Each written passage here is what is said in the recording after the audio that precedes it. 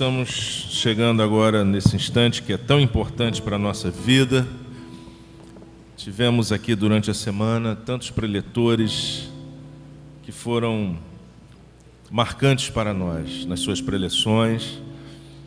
E hoje nós temos o privilégio e a honra de ter conosco, como já foi anunciado pelo pastor Jorge, reverendo Eduardo Rosa. Ele é escritor, presbiteriano roxo, como disse aqui o nosso querido Jorge, mas ele é mestre e doutor em teologia pela PUC e líder da comunidade presbiteriana da Barra da Tijuca, aqui no Rio de Janeiro.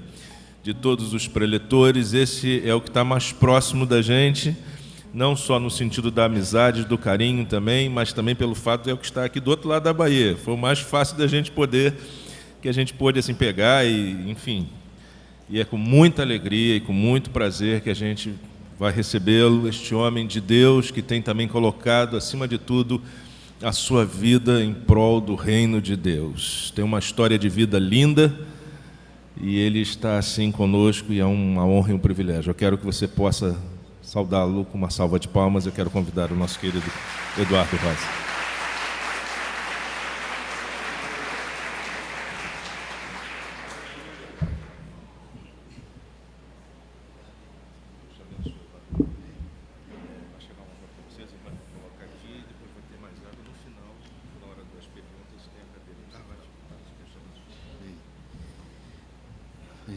Meus irmãos, graça e paz em nome de Jesus, amém?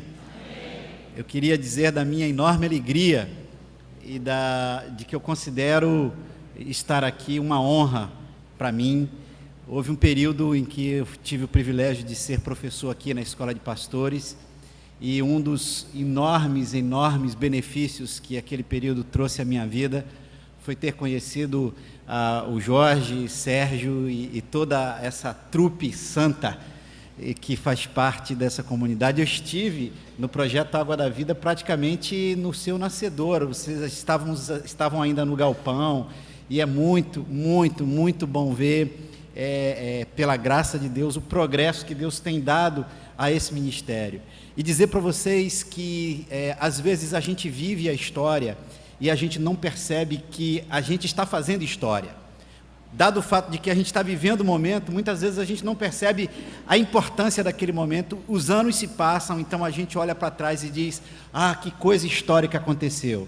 Eu acho que essa semana teológica que o projeto Água da Vida promove, sem dúvida alguma, é um projeto histórico.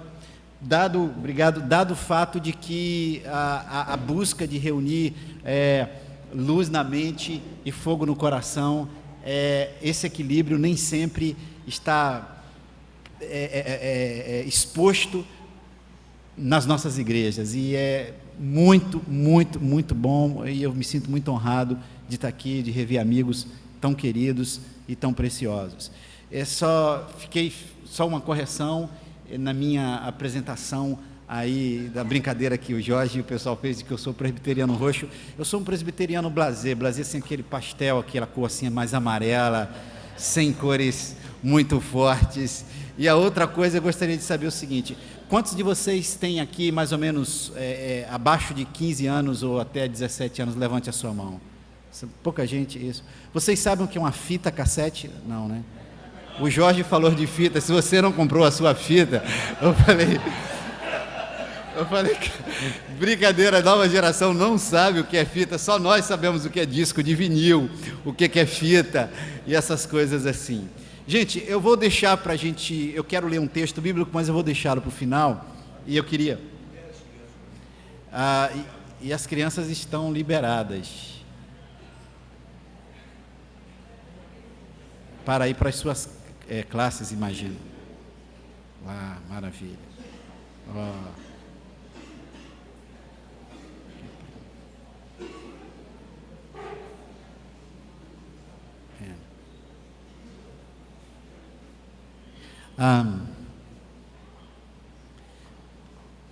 O meu tema aqui nesta manhã, eu diria para vocês que é um tema muito privilegiado, porque nós estamos falando aqui e aquilo que eu vim compartilhar a pedido da direção da semana foi sobre esse tripé que forma essa chamada missão integral entre ética, espiritualidade e serviço.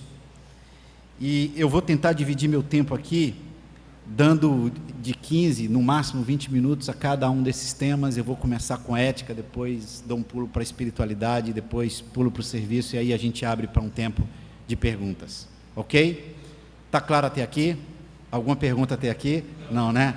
Então é o seguinte, meus irmãos, a ética é algo muito difícil da gente entender, e algo muito difícil da gente viver. Eu conheço gente que entende bem o que é ética, mas não vive de maneira ética. E eu conheço gente que vive de maneira ética sem entender o que é ética. E eu conheço gente que nem sabe o que é ética e que também não vive de maneira ética. A questão é, afinal de contas, o que é ética? E eu poderia, se estivesse aqui num ambiente mais totalmente acadêmico, citar algumas referências, mas a fim de manter a comunicação acessível a todos, eu prefiro trazer vocês para alguns exemplos que possam nos ilustrar quão difícil é a questão ética. Mas primeiro eu quero fazer uma pergunta, basta você levantar a mão. Você acredita que todo grupo humano, uma igreja, um grupo de amigos, todo grupo humano se guia ou se comporta a partir de alguns valores? Você entende isso? Dá para concordar com isso? A gente não está nem dizendo se esses valores são bons ou ruins, mas todo grupo humano se guia a partir de valores. Vou te dar um exemplo. O médico Drauzio Varela, que alguns de nós devemos conhecê-lo aí por um dos seus quadros no Fantástico, escreveu um livro muito gostoso de ler, que se chama Estação Carandiru, dando um relatório, por assim dizer, do tempo no qual ele foi médico no antigo presídio do Carandiru, em São Paulo, que hoje não existe mais porque ele foi implodido. O Drauzio Varela não é evangélico, era um médico que prestava seus serviços ali no Carandiru, e no livro que eu li nas férias com muito gosto, eu descobri que ele relatou que havia um pavilhão dentro do presídio, que era o pavilhão dos religiosos. Então, naquele enorme presídio tinha o pavilhão dos drogados, o pavilhão dos estupradores, e tinha um pavilhão específico dos religiosos, e dentro do pavilhão dos religiosos tinha um pavilhão, por exemplo, tinha a ala dos evangélicos, e os presos que se convertiam e tal.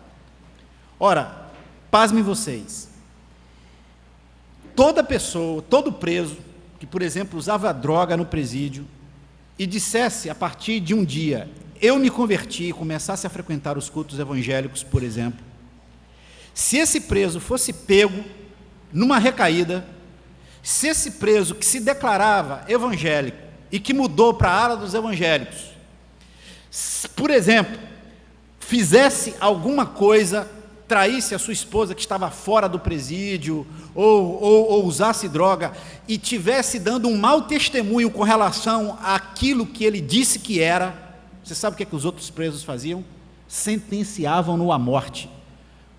Por outras palavras, o preso que não dava testemunho, não era coerente com a sua fé, era morto.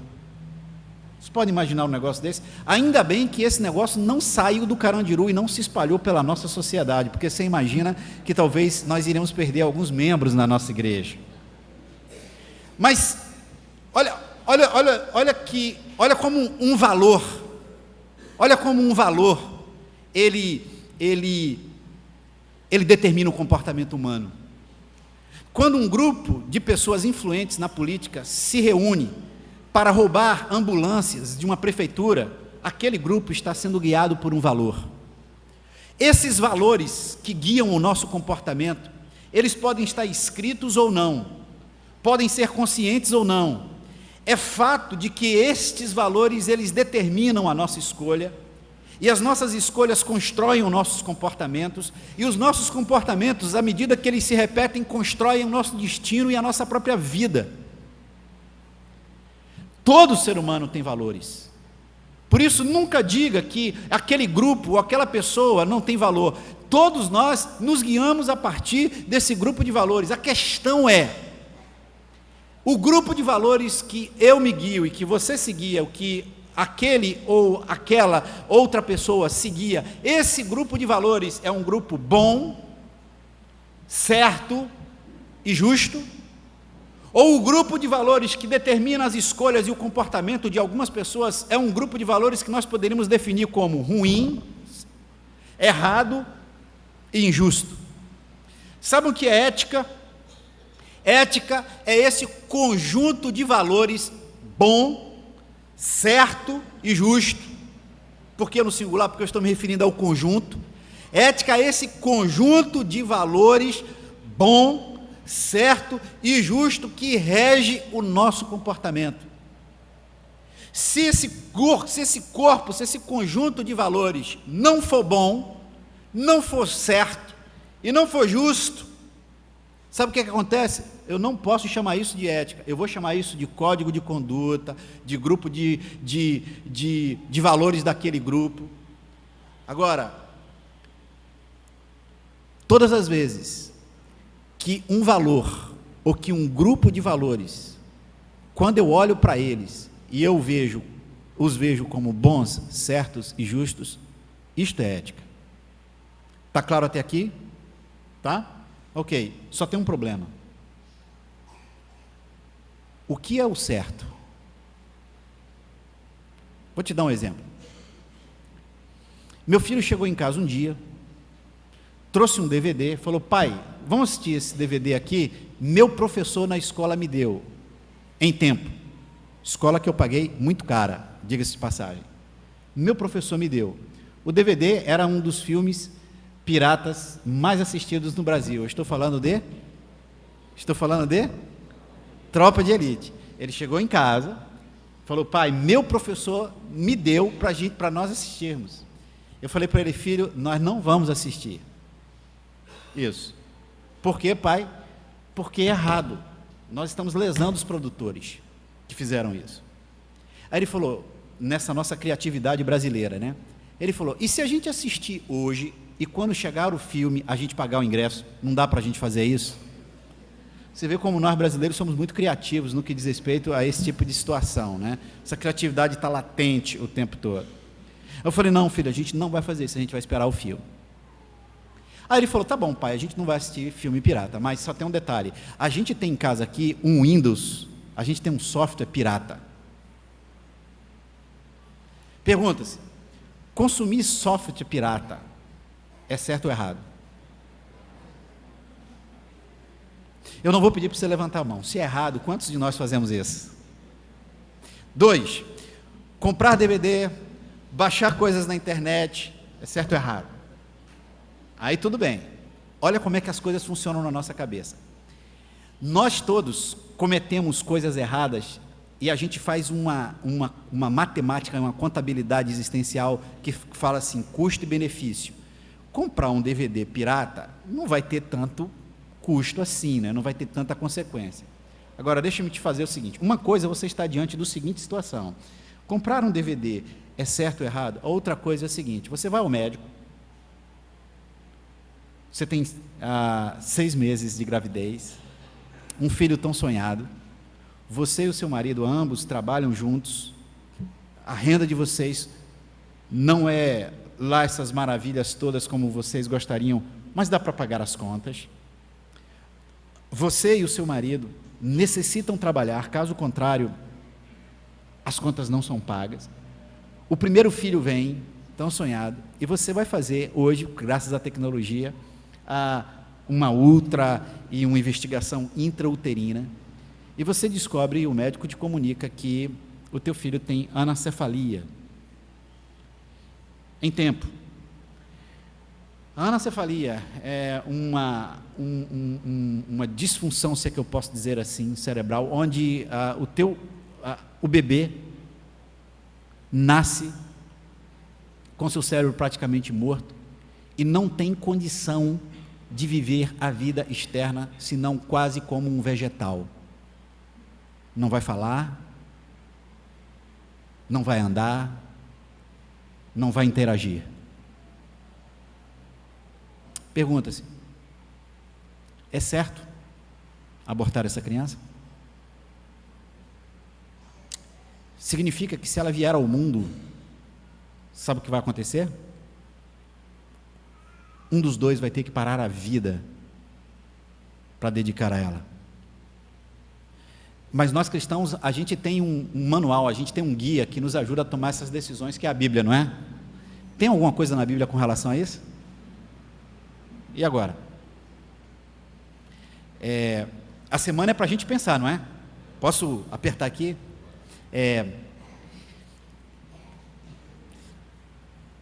Já que a gente está aqui falando, vamos falar. O que eu faço, o que a gente faz? O seguinte,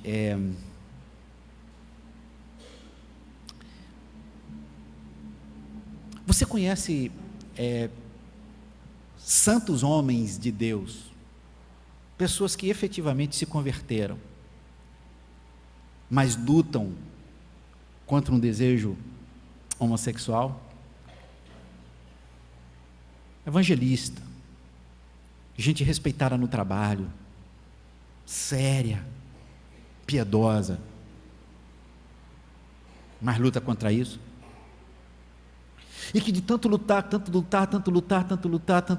disse: eu não consigo, não sei de onde esse negócio vem. Eu fui abusado na infância, aquilo, na hora que a minha personalidade, o meu ser estava se estruturando, aquilo ficou registrado, eu não consigo, não é porque eu escolhi. E olha, pastor, eu queria pedir que eu gostaria de, nesta condição, sentar nesta igreja e adorar o nome do Senhor. E aí? É certo ou errado? A gente tem um manual e parece que está claro. Outra coisa, você está no trabalho, certo? E você, durante 10 anos, você conquistou no trabalho uma posição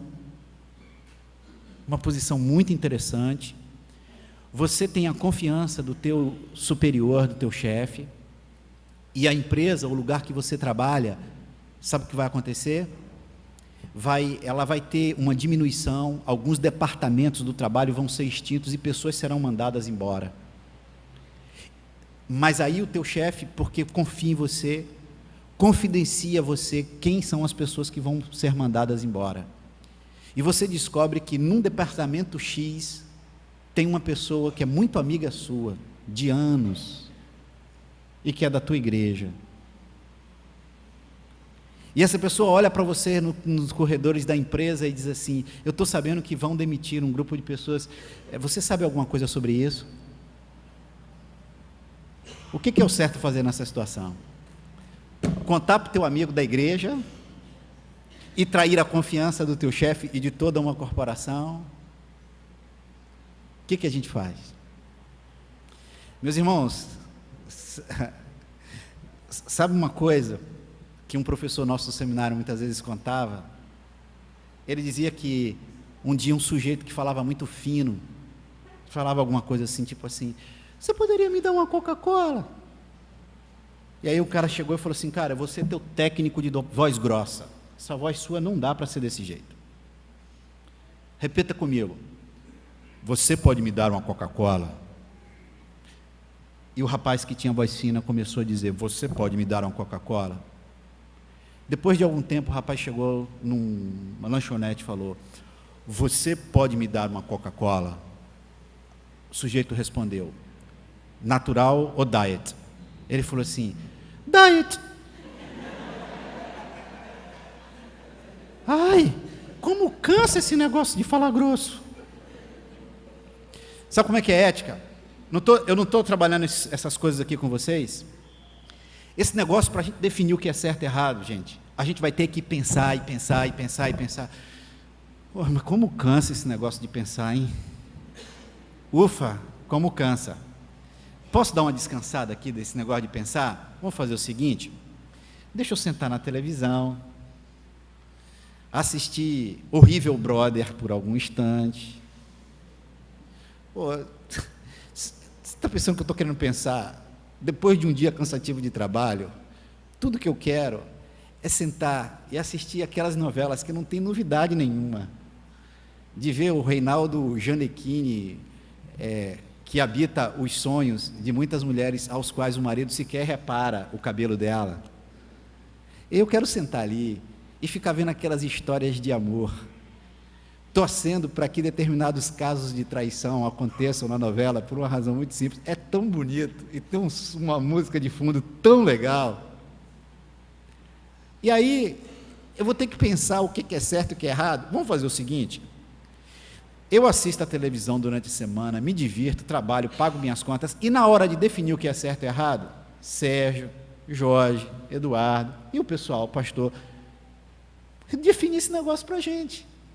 Não é mais legal? Não é mais confortável? Quando numa semana teológica a gente começa a pensar o que é ética, eu estou dizendo a vocês o seguinte: eu estou trazendo trabalho para vocês. E aí, deixa-me te dizer uma coisa: se tem uma coisa que você, a partir de hoje, nunca mais vai deixar ninguém dizer do teu lado, é a seguinte frase: ética é um negócio assim relativo, cada um tem o seu. Nunca mais deixa alguém falar isso do teu lado. Assim, você tem a sua, eu tenho a minha. Porque ética é um negócio assim do que eu acho. Como a gente não estuda muitas vezes, ou não tem tempo para isso, a gente não tem tempo para refletir, a gente não sabe como é que começou esse negócio de ética. Eu vou te dizer como é que começou tudo. Um grupo de filósofos, há muitos anos atrás, na Grécia, se perguntou a seguinte questão: o que é uma vida boa? O que é uma vida boa? Esses caras mergulharam numa investigação intelectual, mergulharam numa jornada racional para definir o que é uma vida boa. A ética, ela nasce dessa investigação racional. A ética não é um negócio assim que nasce assim: eu trago de berço, foi meu pai que me disse. Não, a ética, ela nasce dessa investigação racional, onde os filósofos chegaram àquilo que a gente poderia chamar de uma ciência do comportamento humano. A ética, para nascer, para você discernir o que é certo e errado, para você saber o que é justo, para você saber o que é o bom, o belo e o justo, segundo Platão, para você entender esse grupo de valores, isso vai demandar um nível de pensamento, um nível de investigação, um gasto com reflexão. Em tempo. Alguém aqui tem tempo para refletir durante a semana, assim, tipo, eu vou parar 30 minutos e vou ficar aqui pensando. Alguém tem tempo assim? Ou o nosso dia a dia, as donas de casa aqui que trabalham pra caramba, levantam de manhã e tem assim, tipo, 10 horas, de 10 ao meio-dia eu vou dar uma parada porque eu vou fazer uma reflexão. Alguém faz isso? Imagina você chegar na manhã, teu chefe olha para ele e diz assim: olha, chefe, estive na semana teológica da Projeto Água da Vida e o preletor lá falou que a gente precisa de reflexão. Portanto, aqui, olha, de 2 às 3 eu vou dar uma parada aqui para refletir. O que é que teu chefe vai dizer? Vaza, né? Vaza.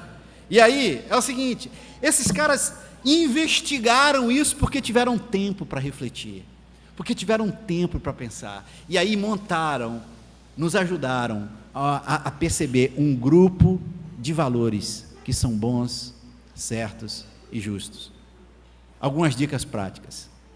Quem determina o que é bom, certo e o justo? Se a gente não está falando da Bíblia, porque na ética cristã a gente tem um ponto de partida, que é a revelação bíblica, mas se a gente não parte daqui, se a gente estiver falando para um público cuja referência não seja a mesma que a nossa, o bom, o certo e o justo vai ter que ser fruto de uma reflexão racional. O bom senso nasce de uma reflexão, nasce do pensamento, nasce do diálogo. Quando eu morei fora do país,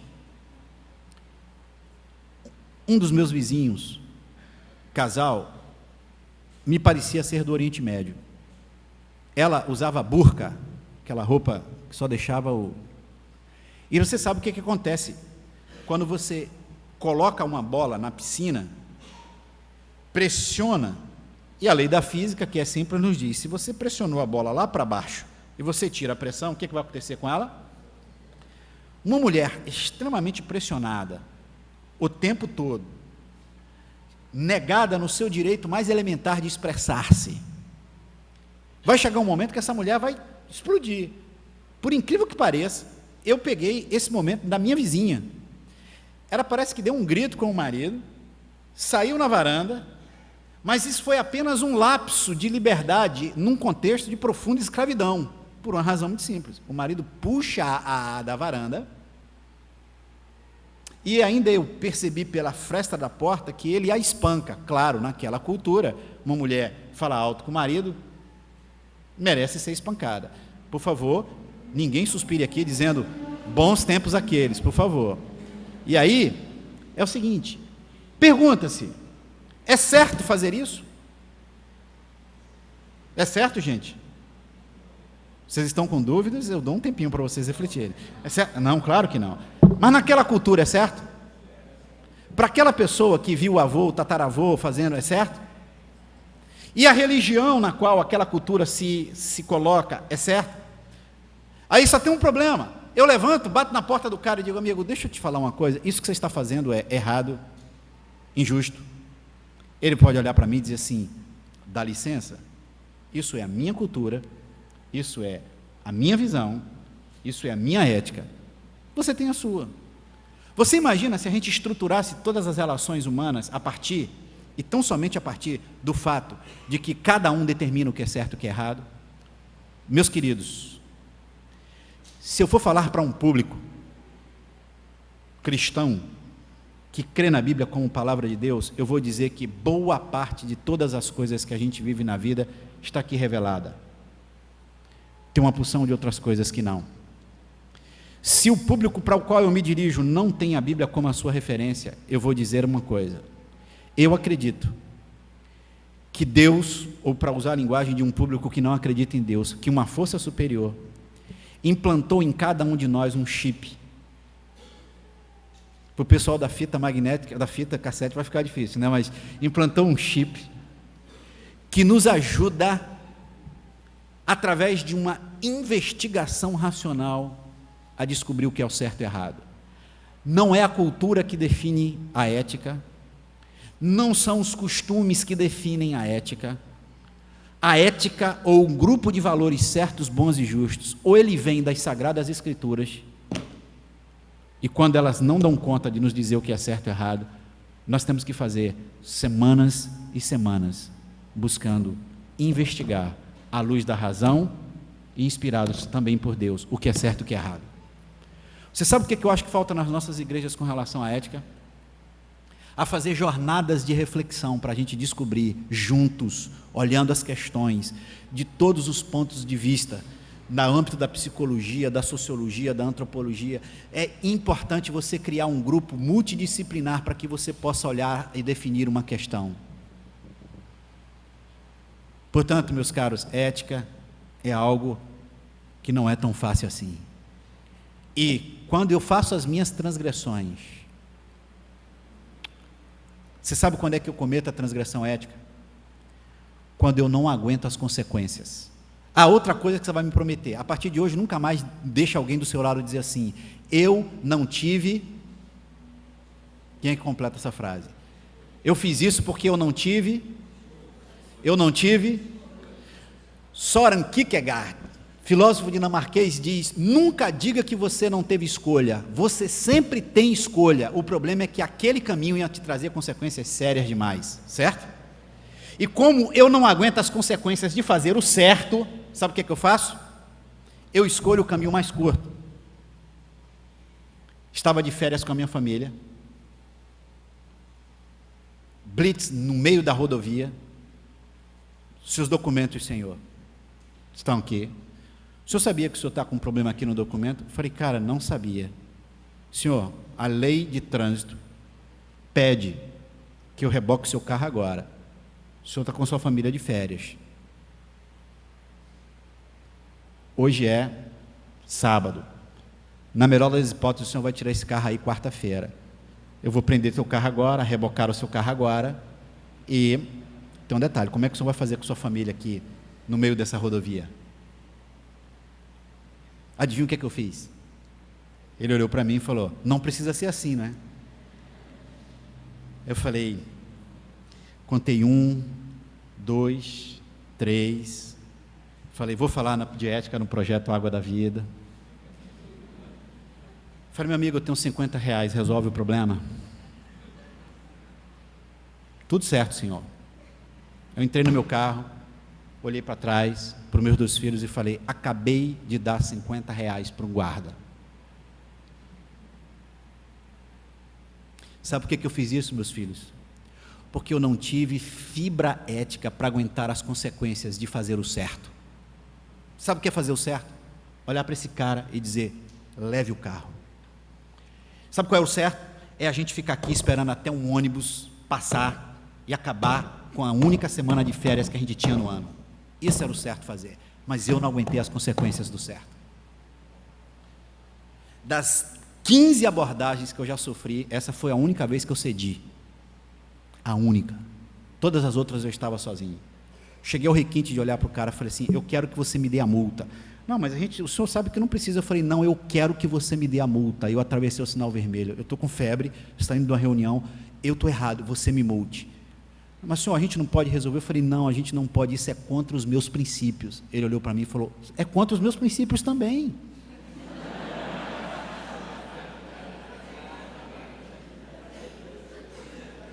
Hélio Luz, polêmico secretário de segurança da cidade do Rio de Janeiro, numa polêmica entrevista, na qual ele disse, Ipanema brilha à noite, referindo-se à cocaína, cheirada pela elite e, obviamente, suplementada pelo morro.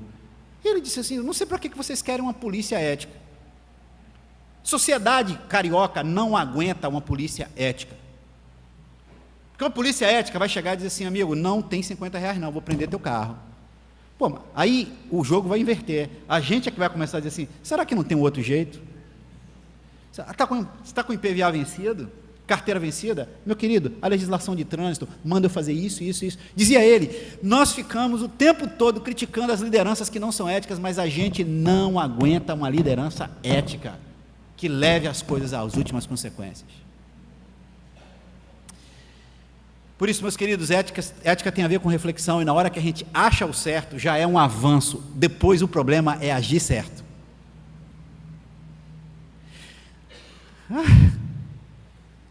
Como esse negócio cansa. Um amigo meu que veio de Londrina, ele chegou aqui no Rio, e o pessoal do interior do Paraná fala porta, né? Chegou aqui no Rio e falou assim, tentando falar carioca, né? Ligou para depois de 3 meses, ligou para o consultório e falou assim, aí seguinte, queria marcar uma consulta aí. Aí a menina falou assim para ele, de manhã ou de tarde? Ele falou, de tarde, né? Cansa, né? Eu quero ser ético, quero ser ético, quero ser ético, quero ser ético. Aí tem uma hora que eu falo assim, de tarde, que é mais fácil. É muito mais fácil.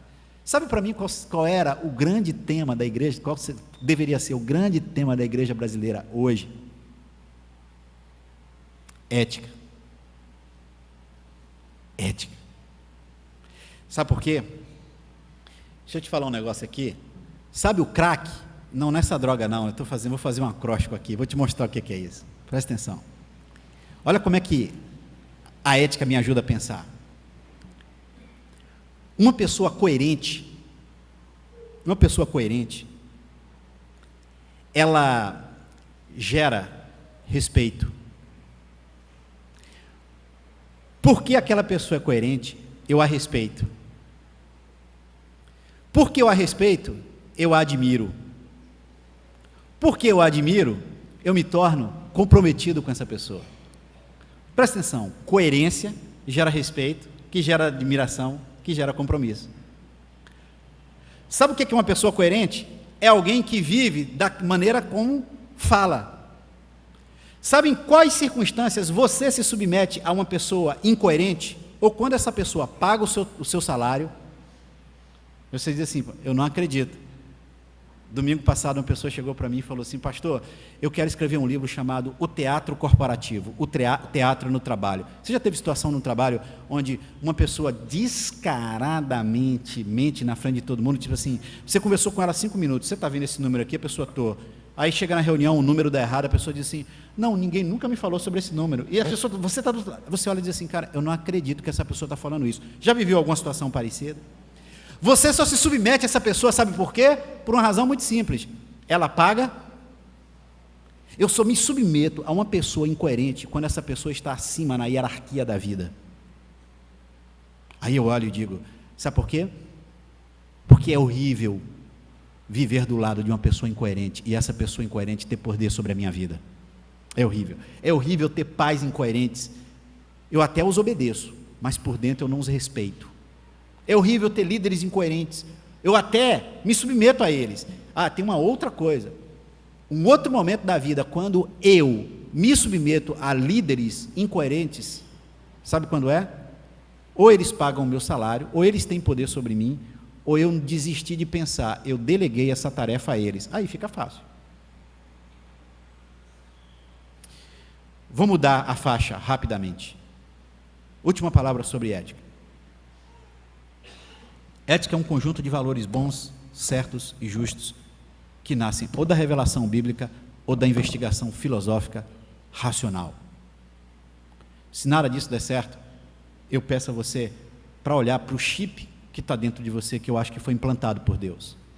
Havia uma colunista num jornal americano, que eu gostava de lê-la nos sábados, era uma espécie de consultório sentimental. Não é o tipo de leitura que eu gosto, mas era interessante as respostas que ela dava. Ela tinha um humor muito inteligente, aquilo me chamava muita atenção. Teve um sujeito que escreveu para ela o seguinte, o cara mandava-se uma carta, e na semana seguinte ela respondia. E a carta da semana foi o seguinte, o sujeito escreveu para ela dizendo assim, querida, eu nem lembro o nome, mas querida Maria, eu tenho 3 namoradas, e eu estou muito angustiado com essa situação, especialmente porque elas não sabem que tem um namorado só. Eu estou muito angustiado com isso. Você poderia me ajudar a resolver essa questão? Aí ele colocou assim, PS, aquela coisinha que a gente bota embaixo da carta.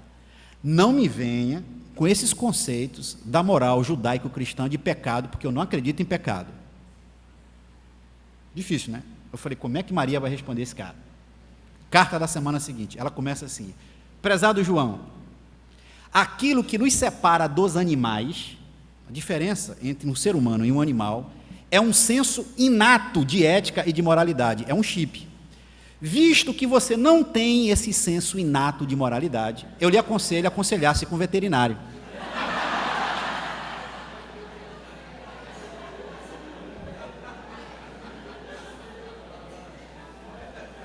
Óbvio, ululante, como diria o saudoso Nelson, óbvio, ululante, por uma razão muito simples. Se você tirar a consciência e a investigação ética da vida, você sabe o que acontece?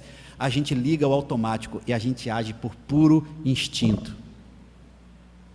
E quem age por instinto são os animais. Ou você acha que naquele programa da Discovery ou do National Geographic, quando passa um leão, 6 horas da tarde, morrendo de fome, perseguindo uma gazela, e a gazela toda assustada e o leão para dar o bote, você acha que o leão tem uma crise de consciência ética do tipo, será que eu devoro ou não devoro essa gazela? É certo ou errado? Leão não pensa, leão age por instinto. Agora, se eu meter uma consciência ética no leão, aquele leão vai deixar de ser leão para ser um ser humano. Porém, se eu tirar a consciência ética de um ser humano, sabe o que vai acontecer? Eu o transformo num habitante do reino animal, porque ele vai agir puramente por instinto. Por isso, meus caros, quando uma igreja não reflete sobre ética e tira a consciência ética, sabe o que ela está produzindo? Uma fábrica de gente puramente alienada, que não faz diferença numa sociedade que hoje mais valoriza coerência do que muitas vezes dizer eu sou evangélico. O próximo tema, e deixa eu só avançar aqui, chama-se espiritualidade. Espiritualidade tem sido um tema da minha paixão nos últimos anos da minha vida. E eu tenho, como o Jorge muito bem disse, tentado dialogar com os mais diferentes pensadores, homens de Deus, e eu tenho alguns mentores. Não que eles sejam próximos a mim, mas são mentores dos livros. A paixão de ler. Eu diria para vocês, meus caros, que Duas coisas mudaram a minha vida: Deus e os livros. Deus e os livros. Eu não sei se você já percebeu, não sei se a imagem que a gente faz de uma pessoa cheia do Espírito Santo é sempre uma imagem assim de uma pessoa de olhos fechados, assim, bem fervorosa. Ninguém imagina que uma pessoa cheia do Espírito Santo é uma pessoa que se dedicou a estudar, a colocar o óculos, foto no PowerPoint. Se eu estivesse usando aqui, foto de uma pessoa cheia do Espírito Santo, foto de uma pessoa intelectual demais, um óculos com um livro fazendo assim. Por isso que o que vocês estão fazendo aqui é uma coisa histórica. É entender que a mente é uma das plataformas mais fundamentais para a nossa espiritualidade. E você quer ver como a gente precisa de razão para inclusive viver essa espiritualidade? Deixa eu perguntar, se eu perguntasse a você, o que é espiritualidade? Eu não me surpreenderia se alguém respondesse assim: sei lá, a espiritualidade é uma coisa que vem de dentro. Pensa por um instantinho, o que é uma coisa que vem de dentro? Eu não sei, sei lá, é uma coisa que vem de dentro. É o cúmulo da não definição, do nada. Não raro você faz perguntas e as pessoas têm uma enorme dificuldade de simplesmente definir o básico. Eu entendo espiritualidade da seguinte maneira: espiritualidade é um processo, e eu gosto dessa palavra processo, porque na nossa chamada espiritualidade no Brasil, tudo parece acontecer assim, rapidamente. É uma espiritualidade, porque tem 3 remédios aqui do nosso tempo, do tempo pós-moderno, né? O Prozac, o Xenical e o Viagra. Não vou pedir para você levantar a mão em que grupo você está. Todos 3 prometem resultados rápidos. O Viagra levanta os caídos e prostrados. O Prozac encurta a tristeza e depressão. E o Xenical, você toma de noite, no outro dia você perdeu 10 quilos. Que maravilha! Todos 3, num certo sentido, são símbolos de um tempo onde a gente não tem mais processo. Tudo é assim, tudo é assim, tudo é assim. Pois espiritualidade é um processo que para mim tem 4 fases. A primeira fase desse processo chamado espiritualidade é sede. Eu creio do fundo do meu coração que do lado daquele chip da moralidade, Deus botou um outro chip dentro de nós, que é a sede pelo transcendente. Por mais que eu e você conquistemos e tenhamos coisas, há uma sede inata que nos leva para o transcendente. Todo mundo tem sede. Pode não dar o nome de Deus ou de transcendente, mas todo mundo tem sede. E qualquer pessoa que você encontre nessa existência, você vai encontrar uma sede por Deus. Dia desses eu assisti um documentário. Eu gosto muito de um documentarista brasileiro chamado Eduardo Coutinho, um mestre para mim no comentário. Eu assisti o documentário dele chamado Santo Forte, sobre a religiosidade nas favelas cariocas. Fiquei chocado, chorei, comecei a orar por aquelas pessoas. Hoje, estava aqui no louvor, quando cantávamos as misericórdias do Senhor, são a causa de não sermos consumidos, lembrei na minha cabeça e orei por aquela pessoa que eu vi naquela cena. A influência da Umbanda, pessoas dizendo que vão arrumadas para o terreiro, e ali são quase que estupradas espiritualmente por um Exu que entra nelas e dá surra nelas.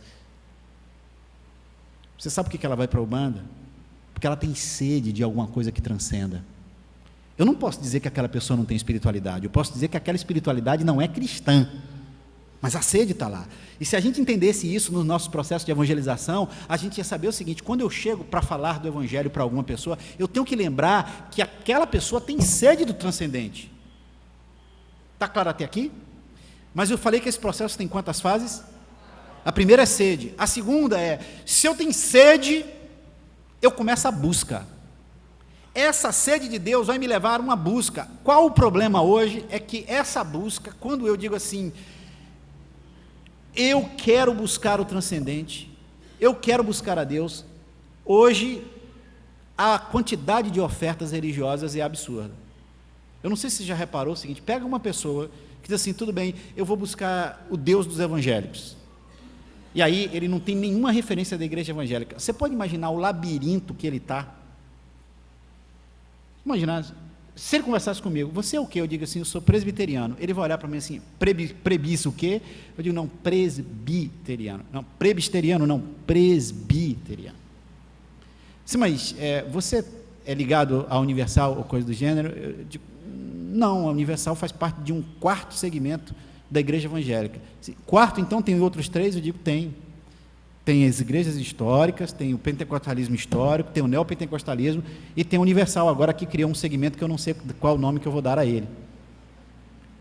E aí, dentro de cada segmento desse, tem enormes variações. Lembra, o cara estava com sede e ele começou a busca. Sabe o que ele vai dizer depois dessa busca? Ele vai dizer assim, tarde, isso cansa demais. Qual na prateleira... Não sei se você já reparou, teve um tempo onde comprar um simples pasta de dente era um negócio tranquilo. Você já lembra disso? Você tinha 2 marcas no máximo. Meu Deus, que inferno virou comprar uma pasta de dente hoje. Eu não sei se você sente, eu tenho uma sensação de angústia quando eu entro no supermercado, que eu digo assim, eu vou comprar um shampoo. Qual o pecado que eu tenho de comprar um shampoo? Eu saí de casa para comprar um shampoo. Meu Deus, que inferno. Tem 500 mil marcas, cada uma me oferecendo... Agora, você imagina o seguinte, alguém diz assim, tá bom, eu vou escolher uma religião. Que inferno é essa escolha? Tá bom, eu tirei o budismo da minha frente, tirei o espiritismo da minha frente, tirei tudo, eu vou ficar só dentro do cristianismo. No cristianismo você tem 2 grandes versões aqui, catolicismo e protestantismo. Só dentro do catolicismo, eu vou para que lado? Vou para o pessoal da canção nova, da renovação carismática, os famosos padres, pastores, né? O pessoal está encarnando toda uma lógica nossa, pastoral e tal, cantando as mesmas músicas e tal. Eu vou para a renovação carismática, para a canção nova. Aí eu caio no mundo evangélico, aí, meu amigo. Aí eu posso, aí é que a coisa, são os nomes, a gente tem aquelas listas famosas dos nomes engraçados, da igreja, das brigas. Tem Igreja de Deus, na mesma rua brigaram e abriu no lado Igreja Independente de Deus, né? Colocou do lado assim, você tem, cara, para você entender, e aí lá na minha igreja muitas vezes eu faço raciocínio. Gente, nós estamos aqui no Jardim Oceânico, que é uma das partes mais belas da Barra da Tijuca. Você tem lá cerca de 20 quilômetros de praia, entendeu? 20 quilômetros de praia, bonito, 40 salas de cinema, 7 shopping centers. Você gosta de McDonald's, tem 15, e o cara está na sua varanda, perto da Avenida Sernambetiba, maravilhosa, num domingo à tarde, com a sua, como um amigo meu fala, home theater, né? Com seu home theater, com aquela TV enorme, digital, compro o meu pay-per-view, me dá uma boa razão para um cara desse se levantar dali e entrar numa igreja onde ele desconfia das intenções dos pastores, desconfia das intenções do padre, desconfia das intenções do Espírito. Sabe o que esse cara vai fazer?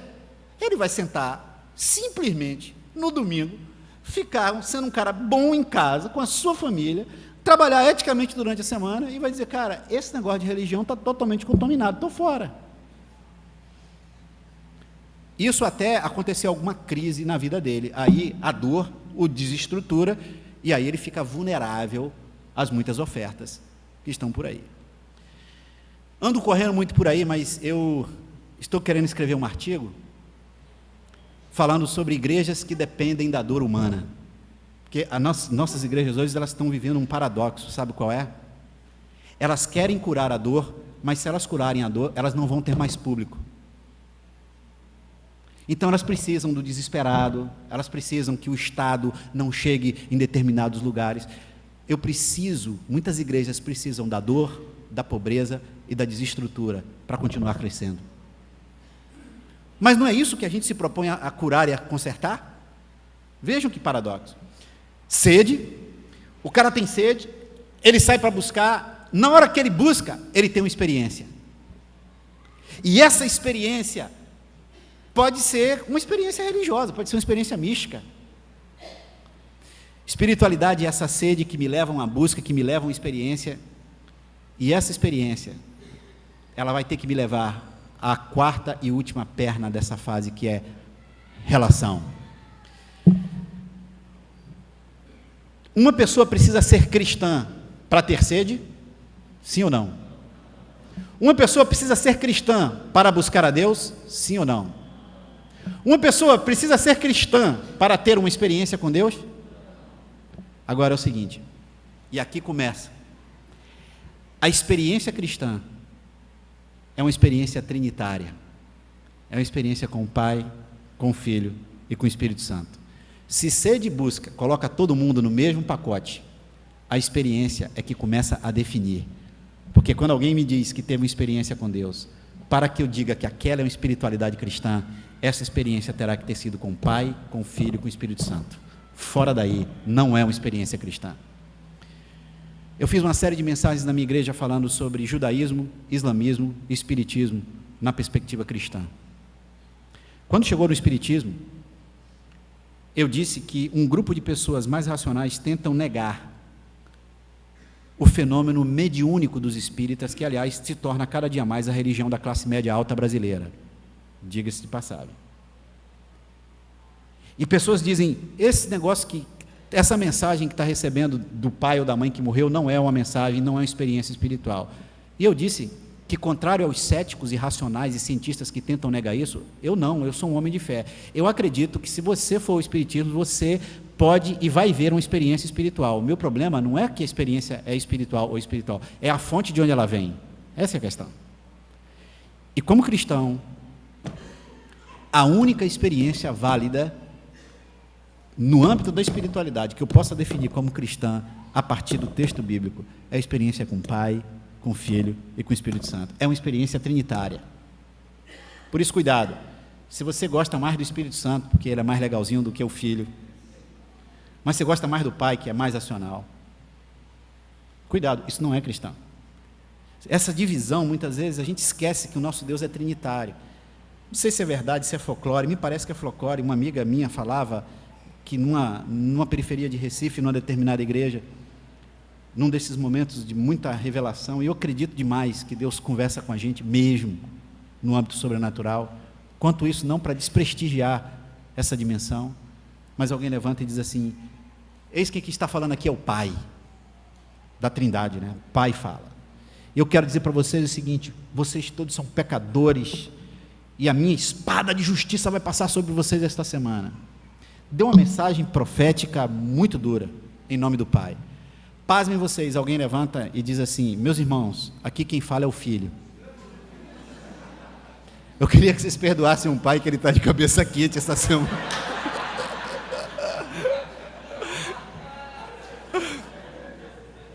Essa espada não é tão assim. É que às vezes, em nome da espiritualidade, a gente perde um pouquinho de proteína no cérebro, já nos ajudaria a entender algumas coisas. Não precisa muito, não. Ética é um conjunto de valores bons, certos e justos. Espiritualidade é uma jornada, meus queridos, que começa na sede, que vai para uma busca, que gera uma experiência, e tem a parte mais madura dessa jornada, que é o relacionamento. Sabe uma coisa, irmãos? Eu me converti numa igreja presbiteriana no interior da Bahia, que estava vivendo um avivamento. Eu vi pessoas entregarem as suas vidas a Jesus somente com cânticos de louvor. Eu tinha 15 anos de idade, e aquilo marcou a minha estrutura espiritual para sempre. Mas às vezes eu me ressinto na minha formação, às vezes eu me ressinto, eu gostaria de ter tido, eu gostaria sim de ter tido mais experiências sobrenaturais com Deus. Eu gostaria sim, sabia? Às vezes, usando a linguagem do poeta popular Gilberto Gil, às vezes eu acho que quanto mais purpurina, melhor. Às vezes eu acho, assim, eu gostaria de ter grandes surpresas sobrenaturais. Eu gostaria que o vento do Espírito, como eu preguei domingo à noite na minha igreja, pudesse desconcertar mais a minha vida, desorganizar um pouco mais, do ponto de vista das estruturas. Como eu gostaria, muitas vezes, disso. Mas eu quero dizer uma coisa para vocês. Hoje, no estágio em que eu me encontro, pela graça de Deus, eu já não dependo mais de experiências com Deus. Porque eu tenho uma relação com Ele. E tem dias, onde Deus se mostra. Tem dias que Ele se esconde. Tem dias que eu apareço, e tem dias que eu me escondo. E a coisa mais difícil na relação com Deus, sabe o que é? É a imprevisibilidade de Deus. É um negócio impressionante. Quem é aqui que pode afirmar determinadas coisas com relação a Deus? Quem aqui pode dizer assim, eu vou fazer, se você orar comigo 7 dias, tenha certeza, vai chover. Alguém pode dizer isso? Tem gente que faz esse negócio, né? Mas é porque o pessoal que entra nesse negócio também não pensa, porque se não choveu durante 7 dias, eu vou lá e dizer, cara, mas eu fiz a corrente, e agora? Aí ele vai dizer, o problema é seu, que você não teve fé, né? Porque eu vou passar essa fatura para alguém, claro que para mim não vai ser. Agora, pensa comigo uma coisa, eu já não dependo mais da experiência com Deus, dependo da relação, uma relação absolutamente imprevisível, na qual é Ele quem manda. E eu não sei se você se sente bem em relações onde é o outro que domina. Você gosta de relacionamento onde é o outro que dá o passo? Eu não sei você, mas eu gosto de sentar e cada vez mais, até por força da minha formação e dos universos hoje onde eu estou gravitando, cada vez mais eu gosto de planejamento, de organização, de previsibilidade. Imagina fazer a semana teológica e dizer assim, não vamos fazer nada não, gente, vamos fazer o seguinte, vamos deixar e vamos ver o que vai acontecer na hora. Alguém gosta disso? E aí, um dos meus mestres espirituais, pasme vocês, um frei católico, um homem que conhece profundamente a Deus. Num dos seus livros, eu já li a sua obra toda, num dos seus livros ele diz assim, esse Deus da gente é muito imprevisível mesmo, hein? Eu fiz um retiro de 7 dias, alguém aqui já fez um retiro espiritual de 7 dias? Ele fez um retiro espiritual de 7 dias, aliás, é um hábito dele. Só que no retiro espiritual, sabe o que ele faz? Como é que ele sabe o que ele vai fazer no retiro espiritual? Que tipo de bagagem literária ele leva? Ele leva a Bíblia e ele leva o volume 1 da Suma Teológica de Tomás de Aquino. Ele ora e estuda. O retiro espiritual dele é assim. Ele vai orar, passa 7 dias com Deus, leva a Bíblia e leva Confissões de Santo Agostinho, Cidade de Deus, Trindade de Santo Agostinho. Porque na compreensão espiritual dele, tem que ter fogo no coração, mas tem que ter luz na mente. Aí sabe o que ele fez? Segunda ele orou, terça ele orou lá, quarta. Quando foi quarta-feira, nas palavras dele, Deus não apareceu no retiro. E aí ele ficou chateado. Senhor, que história é essa? Eu paro a minha vida. Olha a nossa arrogância como é interessante, né? Eu paro a minha vida, durante 7 dias, estou aqui há 3 dias, o senhor não aparece? Que história é essa?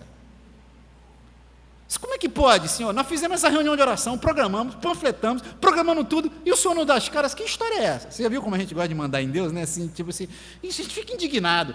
Peraí, eu fiz tudo certo, tudo que a cartilha manda, eu fiz. Que história é essa de ter dado errado? É porque Deus é muito misericordioso, porque Ele podia apertar um botãozinho e dizer assim, queimado, próximo, destruído, próximo. É porque se eu fosse Deus, eu faria isso comigo, queimado, próximo. Quem é você, cara? Você está pensando que é você que manda nessa relação? Tu manda na relação com teu filho, com tua mulher, com os teus amigos, porque você, na tua natureza caída, você é um manipulador, você manipula relacionamentos. Agora aqui, cara, você está falando com uma referência que você não tem nem ideia do quanto eu te amo e de quão transcendente eu sou com relação a tudo aquilo que você entende. Moral da história. Esse meu guru, esse meu mestre, melhor dizendo, porque o guru tem na espiritualidade indiana o mesmo lugar que o coach técnico tem no futebol, o coach tem no mundo corporativo hoje, e o mentor tem na espiritualidade cristã. Mesmo lugar. E aí, o meu mestre disse que continuou o retiro. E depois que ele deu a bronca em Deus, adivinha? Deus não apareceu. É claro. Ou você acha que Deus, com 10 anos de praia, com experiência, vai submeter aos nossos caprichos? Claro que não. Ele então disse que encerrou o retiro, meio magoado com Deus, e desce, pega um trem de volta para casa, um trem lotado, cheio. quando ele entra num trem, ele recebe uma visitação do Espírito Santo de Deus, tão profunda, que aí ele entendeu que o fato dele parar para estar com Deus, não obriga a Deus de enchê-lo no momento que ele decidiu parar. Deus é que tem controle. E simplesmente foi lá, no meio do trem, onde Deus o visitou. Eu contei essa experiência numa mesa redonda com um amigo, e um amigo então me provocando disse assim: quer dizer então que a moral da história do Badu é: se você quiser mais de Deus, não precisa tirar um retiro, fique no trem apertado. Eu repliquei a provocação. Eu falei: eu faço uma pergunta, se ele não tivesse feito o retiro, teria ele sido visitado no trem? Meus irmãos, espiritualidade tem a ver com sede, com busca, com experiência, mas a maturidade de uma relação, da espiritualidade, está na relação. Enquanto a igreja brasileira continuar na sede, na busca e na experiência, ela não vai chegar no nível de um relacionamento, onde há brigas, há tensão, mas há muito amor. E às vezes eu brigo com Deus, às vezes na minha arrogância eu me irrito com Ele, mas uma coisa já está clara: pela graça dEle, nem morte, nem vida, nem principados, nem potestades, nem coisas do presente, nem coisas do porvir, podem me separar do amor que cimentou essa minha relação com o Pai, que não depende de que todas as coisas sejam boas e de que eu prospere. Essa relação está para além das coisas que possam me acontecer, sejam elas boas ou ruins. Eu vou terminar propositalmente deixando 5 minutos para a gente falar. Acho que eu estou aqui, eu peguei 10 horas, 10h55, hein? 5 minutos, serviço. Vocês foram tão inspirados por Deus quando escolheram esse tripé: ética, espiritualidade e serviço, porque se a igreja brasileira oferecer à sociedade ética, espiritualidade e serviço, sabe o que vai acontecer? Aquilo que aconteceu na igreja primitiva, e dia após dia o Senhor ia acrescentando à igreja aqueles que iam sendo salvos. Sabe por quê? Porque a igreja gozava da simpatia de todo. Ora, se a igreja não goza da simpatia de todo o povo, tu imagina o trabalho, dificuldade que o Espírito Santo tem para trazer gente para cá. Mas quando eu sou uma igreja ética, quando eu penso espiritualidade numa perspectiva de um relacionamento maduro e não de experiências de consumo, e quando a igreja entende serviço, eu poderia falar 1 hora sobre serviço, mas eu só quero contar o testemunho para finalizar. Não sei quantos de vocês sabem, mas eu estou profundamente envolvido com um tema chamado formação espiritual. É um ministério que nasce do Renovare nos Estados Unidos, do Richard Foster, e não há tempo para falar sobre isso. Eu convidei um grupo de 30 pastores amigos para fazer uma caminhada de 3 anos. E eu trouxe um pastor amigo meu da África do Sul, um jovem pastor, uma experiência fantástica. Mora na cidade de Joanesburgo, e a seleção brasileira vai ficar a 1 hora, vai treinar, vai ficar menos de 1 quilômetro da casa dele, e vai treinar na escola que ele costumava frequentar. Amante de futebol, homem de Deus que eu conheci rodando por aí, e nós nos conectamos. Ele passou uma semana aqui, no Rio de Janeiro, com a gente. E no âmbito do serviço, eu vou contar apenas 2 ou 3 coisas que esse homem de Deus deixou-nos como um legado. Ele disse que quando ele realmente, como um pastor, deixou de olhar para a igreja e começou a olhar para Jesus, ele se defrontou com uma pergunta muito séria: o que significa seguir a Jesus? E aí, isso fez uma mudança tão grande na vida dele, algumas práticas da comunidade dele. Todo mês de janeiro, ele zera a membresia da igreja. Se você chegar no mês de janeiro e perguntar a ele: quantos membros tem a sua igreja? Ele vai dizer 0.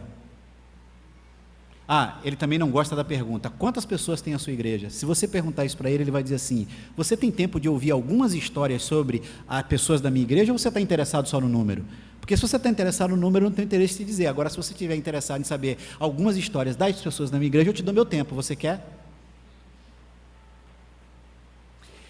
No mês de janeiro ele zera a membresia. E durante o mês de janeiro todo, as pessoas são convidadas a fazer a seguinte oração: Senhor, eu quero te pedir discernimento para saber se é aqui nessa igreja que o Senhor quer que eu sirva. Era um grupo de pastores. Só de falar isso, todos os pastores ficaram nervosos. Imagina. Porque é o seguinte: e se 40% da igreja descobrir que não é na igreja? O que eu faço agora? E aí ele começou a denunciar essas coisas nossas, né? Nossas, pastorais. Ao final de 30 dias, olha que coisa fantástica. A pessoa que entendeu que ali era o lugar que Deus colocou-a para servir. Desculpa, eu esqueci de um detalhe importante. Esses 30 dias de oração não é para saber se a pessoa vai ficar na igreja, não. É para saber se aquele é o lugar que Deus quer que ela sirva.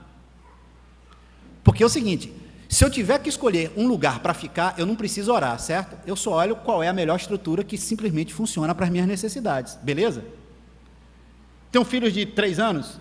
Aqui em Niterói, qual é a igreja que oferece a melhor estrutura de criança? Claro que eu vou para lá. Gosto de um louvor quente, qual é a melhor banda?